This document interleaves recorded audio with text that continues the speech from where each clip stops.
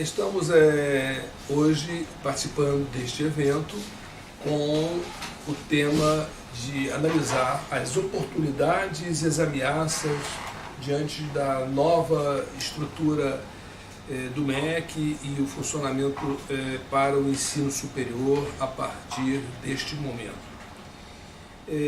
Começamos no tema desdobrando a análise do ponto de vista temporal, ou seja, nós estamos no início de uma gestão e, portanto, ainda fica um pouco prematura a avaliação de alguns poucos dias e mesmo considerando a constituição da equipe que vai integrar o Ministério da Educação e Cultura, percebemos que muitos, ou a maior parte, ainda não tiveram passagem pelo Ministério da Educação e Cultura.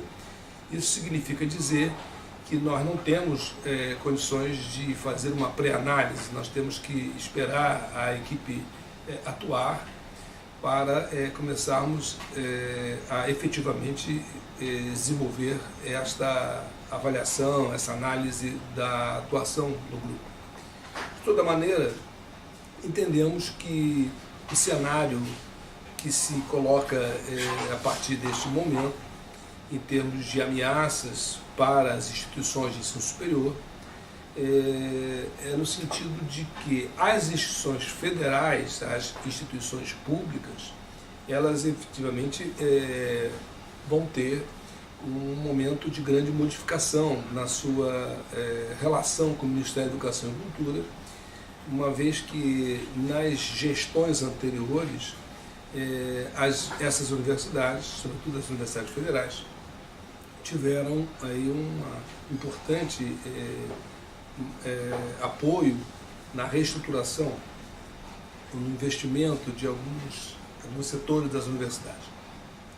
Em relação às universidades privadas, a questão é basicamente de como enfrentar esse desafio da regulação. A regulação é realmente sempre um fator imprevisível, e como esta equipe assume numa sequência, encontrando vários processos em fase de conclusão, é possível que nesse primeiro momento tenhamos uma série de instituições penalizadas ou sofrendo graves ameaças. Por isso, a primeira grande indicação às instituições é que procurem acompanhar aquelas que estejam com processos tramitando na Secretaria de Regulação, acompanhem esses processos, porque há, evidentemente, um cenário apontando um início bastante punitivo. Isso já está se concretizando. Nesse pouco tempo, já temos instituições que foram descredenciadas. Há casos, notícias e casos que estão em fase final de divulgação de novas medidas punitivas. Portanto, a mim me parece que, pelo fato de ser uma equipe que não atuou ainda, a maior parte dos seus integrantes não atuaram dentro do Ministério da Educação e Cultura, nós temos uma grande incógnita. Essa é a grande ameaça, no sentido de não sabermos para que direção vai essa atuação do Ministério da Educação, sobretudo na questão da regulação do ensino superior. Em relação às oportunidades, e aqui é preciso dizer que já desde na fase ainda em campanha presidencial, já sinalizava a então candidato Bolsonaro, agora nosso presidente, com a necessidade de se apoiar o ensino à distância. Portanto, a grande oportunidade que as instituições têm é realmente nesse sentido de investir na tecnologia e, sobretudo, investir nos projetos de ensino à distância. Por falar em tecnologia educacional, nós não podemos deixar de apontar que nas nossas instituições não estão acompanhando a velocidade das transformações tecnológicas. Ou seja, vale dizer que nós temos uma educação superior ainda muito engessada e muito baseada em estruturas tradicionais, sem grandes inovações.